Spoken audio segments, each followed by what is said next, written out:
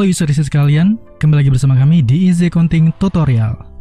Nah, kali ini user-user sekalian sudah lihat kita ada di halaman EasyCloud. Nah, maka kali ini kita akan membahas bagaimana cara membuat database di EasyCloud dan juga mengimport master data yang kita miliki. Nah, sebelum masuk ke video yang akan kita bahas pada kali ini, jangan lupa untuk subscribe, like, dan juga tekan lonceng yang ada di bawah ini. Oke, pastikan kita sudah mempunyai akses ke EasyCloud atau user. Di sini saya sudah mempunyai akses, yaitu untuk admin. Nah, kemudian yang perlu kita siapkan juga untuk membuat database baru adalah master data yang harus kita miliki, yaitu adalah daftar akun, kemudian pelanggan, pemasok, dan juga daftar barang. Nah, ini harus kita miliki. Untuk formatnya, user sekalian bisa langsung klik link yang saya berikan di layar ini atau yang ada di deskripsi. Nah, jadi untuk formatnya yang harus kita siapkan adalah untuk daftar akun seperti ini. Nomor akun, nama, ini nama 1 untuk bahasa Indonesia, kemudian nama 2 untuk nama bahasa Inggrisnya, mata uang yang digunakan, kemudian tipe akun, induk akun, dan juga saldo awal dan tanggal saldo awal yang kita input di sini. Nah, bedanya di Easy Accounting Desktop kita tidak bisa menginput saldo awal langsung dari Excel di sini. Nah, di sini ada pengembangan di EasyCloud-nya. Jika pengguna user Easy Accounting System pasti akan tahu untuk format-format yang di sini. Nah, tapi untuk para pengguna yang belum menggunakan Easy Accounting System yang desktopnya, di sini akan saya jelaskan secara global untuk format-format dari format import master data. Oke, jadi kita perlu formatnya seperti ini, nomor akun, nama, dan hingga tanggal saldo awal. Nah, yang membedakan adalah dengan Easy Accounting Desktop untuk formatnya. Jika di Easy Accounting Desktop formatnya urutannya harus sesuai seperti ini, tapi di EasyCloud kita format urutannya bisa acak, tetapi yang kita kunci adalah sekarang judulnya. Jadi untuk judulnya harus sesuai seperti ini. Untuk nomor akun berarti nomor titik spasi akun. Nah, ini harus sama seperti ini. Dan judul-judul lainnya yang di kolom-kolom lain juga kita harus samakan. Nah, untuk tipe akun yang ada di sini, ini tipe akun sesuai dengan yang ada di master database-nya. Jadi yang ada di master database tersebut adalah kas atau bank, piutang usaha, persediaan, aktivitas lancar, dan sampai lain-lainnya. Nah, ini harus kita cantumkan, terus mata uangnya juga, dan induk akunnya. Dia akan menginduk kemana. Oke. Lalu sekarang kita akan masuk ke master daftar barang terlebih dahulu. Untuk formatnya juga sama. Urutannya itu boleh kita acak, tetapi untuk judulnya tidak boleh kita acak. Fix judulnya untuk per kolomnya itu seperti ini. Jadi ada nomor barang, kemudian nama barang pertamanya, kemudian nama barang keduanya. Kalau misalnya ada kurang di deskripsi 1 bisa kita tambahkan juga di deskripsi 2-nya. Kemudian induk barang, lalu kategori barang, kemudian quantity di sini adalah quantity per tanggal kita cut off atau menggunakan aplikasi Easy System ini. Nah, jadi berarti di sini adalah 4 dan ini adalah satuan terkecil, yaitu unit 1, yaitu 4 meter yang ada di tanggal 31 Desember 2019.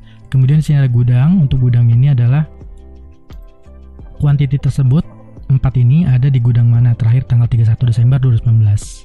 Kemudian gudang default adalah gudang yang akan kita pakai di transaksi nantinya. Nanti dia akan otomatis langsung mengacu ke bahan baku sepeda ini atau gudang default yang ada di sini sesuai dengan barang yang kita pilih.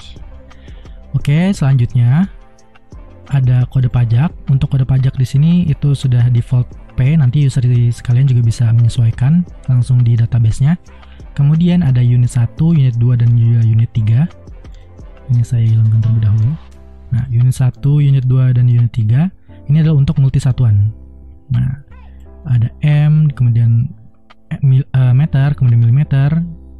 Nah, dan di sini ada rasio 2 dan juga rasio 3, berarti perhitungannya. Contohnya gampangnya di sini ada lusin. Nah, berarti unit 2 itu lusin, berarti rasio 2-nya adalah 12. Berarti bisa kita baca adalah 1 lusin 12 pieces. Dan nanti misalnya ada unit 3, berarti box di sini adalah 48 pieces. Nah, berarti di sini satu box sama dengan 48 pieces. Jadi nanti dia akan mengkalikan otomatis satuannya.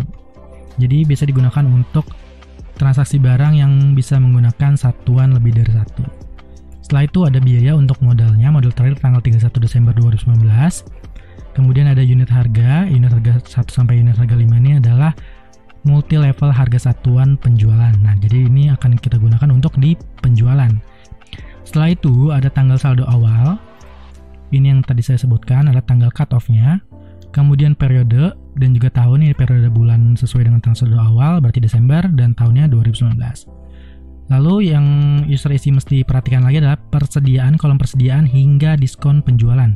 Ini ada angka-angka ini adalah merupakan kode chart of account. Nah, jadi barang-barang ini akan langsung auto jurnal. Barang-barang ini akan auto jurnal, yaitu akan lari kemana? Berarti di sini persediaan, apabila menambahkan nilai persediaan untuk barang tersebut, maka dia akan masuk ke akun 1106.01, yaitu adalah akun bahan baku sepeda. Dan juga begitu seterusnya, apabila menambahkan APP, dia akan masuk ke akun yang ada di sini. Oke, ini harus kita isi sesuai dengan diakuinya, nanti dia akan masuk ke akun mana. Oke, kemudian ada tipe barang. Tipe barangnya adalah sesuai dengan tipe barangnya. Jadi ada 3 tipe barang di Easy Cloud ini, yaitu inventory part, non-inventory part, dan juga service. Nah, inventory part ini adalah barang-barang yang mempunyai stok dan historik keluar masuknya bisa kita tracking. Tetapi ada juga non-inventory part, yaitu adalah barang-barang yang tidak mempunyai stok dan historik keluar masuknya tidak bisa kita tracking, dan biasanya adalah barang-barang yang langsung dijadikan biaya. Setelah itu ada tipe barang itu adalah tipe service. Nah, ini biasa digunakan untuk transaksi penjualan, yaitu jasa. Kemudian ada tipe persediaan yang di sini ada bahan baku, kemudian barang jadi, dan juga barang setengah jadi hingga barang lain-lain.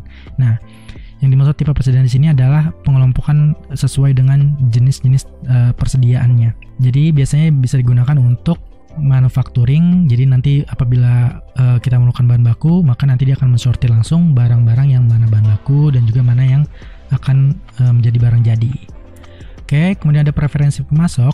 Preferensi pemasok di sini kita cantumkan kode pemasok. Jadi bisa digunakan untuk sebagai informasi barang tersebut biasanya kita beli ke pemasok mana, nanti dia akan muncul informasi tersebut.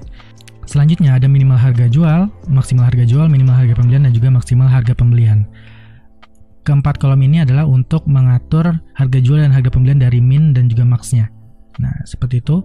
Jadi apabila kurang dari minimal harga jual, maka tidak bisa kita lanjutkan transaksi tersebut, dan juga apabila lebih dari maksimal harga jual, maka tidak bisa kita lanjutkan transaksi penjualannya itu. Dan berlaku untuk minimal harga pembelian dan juga maksimal harga pembelian. Kemudian ada item value, item UPC atau barcode. Ini kita gunakan untuk power of cash atau POS. Untuk POS ini akan segera kita aktifkan. Jadi nanti user isi sekalian bisa mengisi terlebih dahulu untuk barcode-nya, bisa di sini. Dan kemudian di sini ada minimum quantity order. Jadi apabila kita isi di sini misal 2 untuk barang yang kita atur ini, maka nanti akan muncul informasi bahwa barang tersebut harus kita order lagi karena sudah melewati minimum quantity order. Nah, itu bisa kita cantumkan di situ. Oke, untuk format barang. Kemudian selanjutnya adalah format pemasok. Oke, untuk format pemasok kita hanya perlu nomor pemasok, saldo awal, tanggal saldo awal.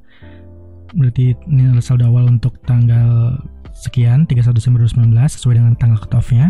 Kemudian mata uang yang digunakan untuk setiap pemasoknya. Oke, kemudian pajak.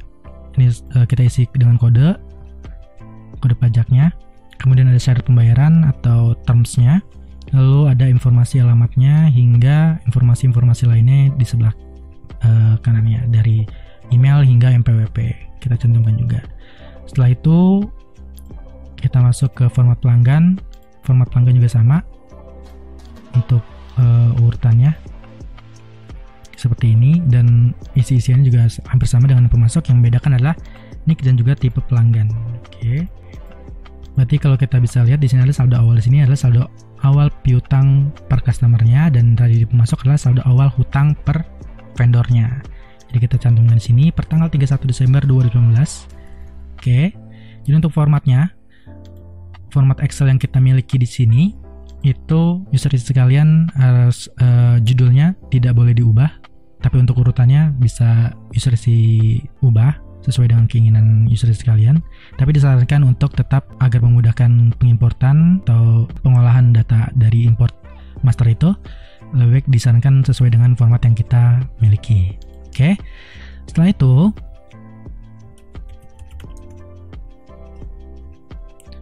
kita sudah masuk. Kemudian kita klik database baru. Kemudian ada EULA di sini.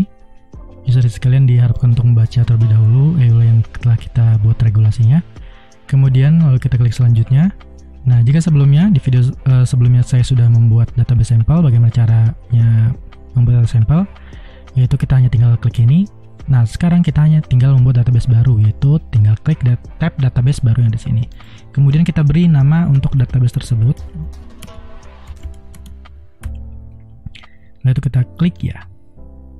Nah, otomatis akan masuk ke sini, database PTA, ini adalah data baru. Selanjutnya kita hanya tinggal perlu double klik saja.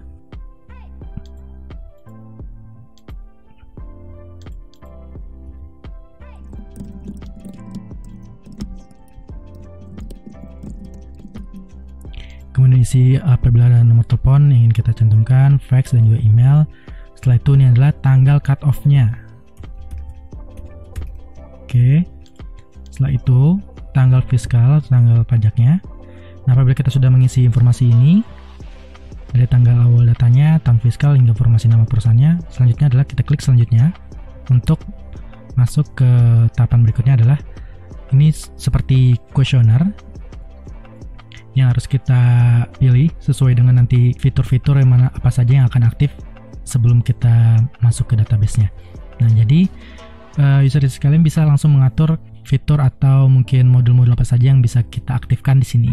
Nah, contohnya ada perusahaan Anda memiliki banyak cabang. Apabila kita centang ini, berarti nanti fitur cabang tersebut akan aktif. Nah, tetapi user sekalian bisa men-skip atau melanjutkan step ini tanpa klik yang ada di sini. Dan bisa user sekalian atur langsung nanti di preferensi apabila sudah selesai tahapan yang berikut ini. Nah, di sini saya akan coba menambahkan beberapa saja.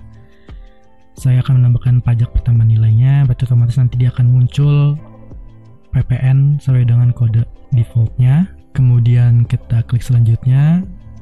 Di tab penjualan juga sama, nanti kita sesuaikan saja apabila ada fitur atau modul-modul yang ingin kita aktifkan. Kemudian persediaan. Nah, di persediaan sini perusahaan Anda memiliki lebih dari satu gudang, saya cantumkan. Kemudian multi unit. Kalau ada serial number juga kita cantumkan. Kemudian metode persediaan yang kita miliki, yang kita gunakan untuk database ini ada FIFO dan juga average. Nah, ini kita pilih. Saya akan menggunakan FIFO. Lalu kita klik selesai. Oke, saat kita klik simpan atau selesai tadi, dia akan masuk langsung ke database ini. Nah, tetapi database di sini masih kosongan. Di sini hanya ada daftar akun default yang dari aplikasi Easy Cloud-nya. Pelanggan kita coba lihat kosong, kemudian pemasok juga kosong, dan di persediaan barang pun juga untuk di sini kosong. Nah, sekarang kita akan mengimport keempat master data tersebut. Itu kita harus masuk ke persiapan awal di sini. Nah, di sini akan ada muncul seperti ini: daftar akun, pemasok, pelanggan, dan juga barang dan jasa. Nah, di sini kita hanya perlu melengkapi master data pendukung. Di antaranya untuk daftar akun itu ada persiapkan master data akun yang perusahaan Anda miliki ke dalam format Excel yang telah disediakan untuk mengimport data tersebut ke dalam database. Sebelum mengimport daftar akun, pastikan mata uang. Nah, mata uang ini harus kita daftarkan terlebih dahulu database-nya. Oke.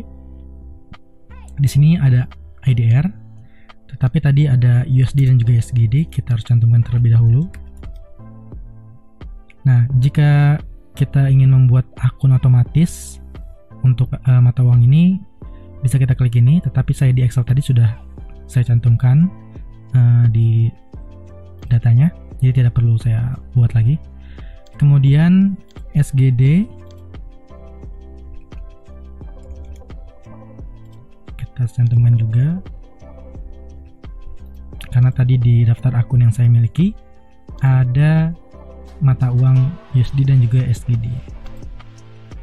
Oke, setelah itu kita pilih file, kemudian daftar akun, ini akun perkiraan atau chart of account, kemudian kita klik open, lalu kita klik upload. Nah, jadi sementara di sini itu adalah belum pasti masuk ke aplikasi atau ke database-nya.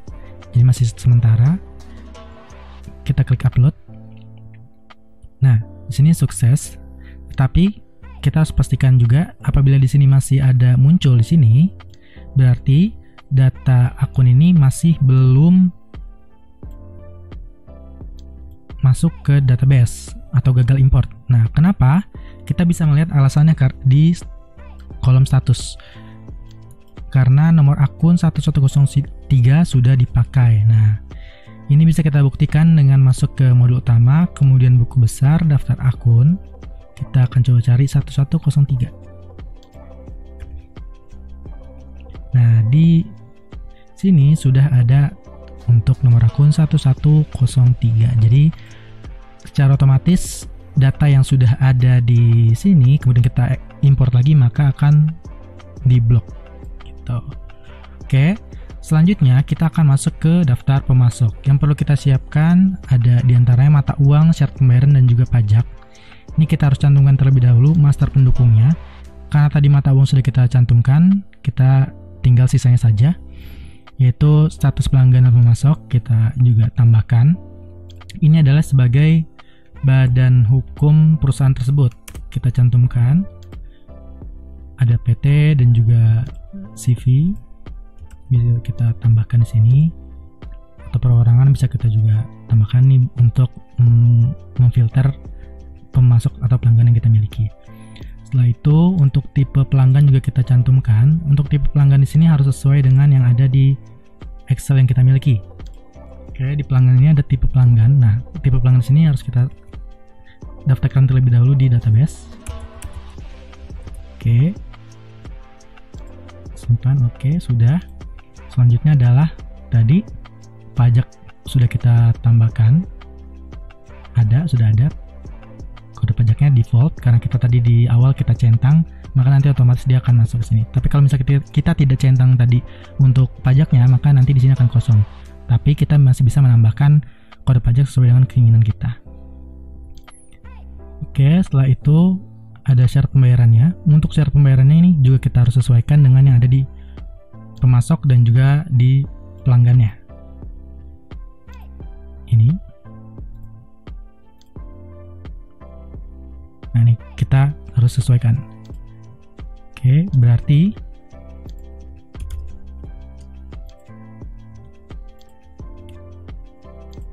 kita tambahkan 30 hari. Nah, dia akan menjadi net 30. Kemudian kalau 45 di sini 45 hari, kemudian presentasi 0, diskonnya juga 0. Kita simpan. Selanjutnya tambahkan lagi sesuai dengan terms yang kita miliki.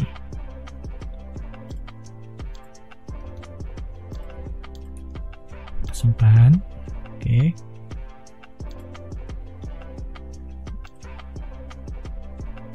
Kemudian kita sekalian juga untuk yang barangnya, untuk master pendukungnya kita harus cantumkan terlebih dahulu.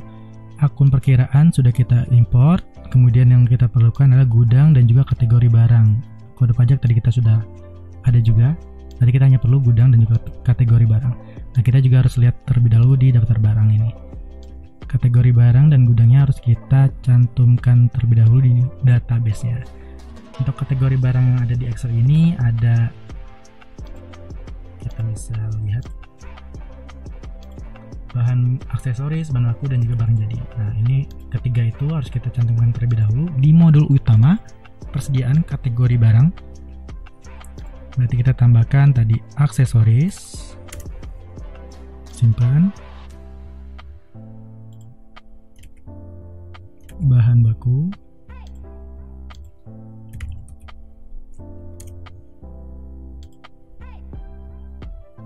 dan juga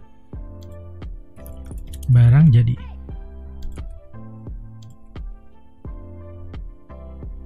Selanjutnya adalah gudang.